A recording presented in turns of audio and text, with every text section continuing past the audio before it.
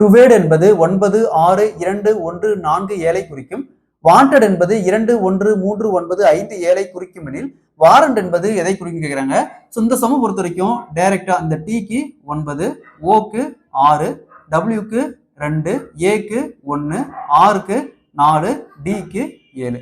அதே மாதிரி டபிள்யூக்கு 2, ஏக்கு 1, என்க்கு 3, டிக்கு 9, இக்கு 5, டிக்கு 7.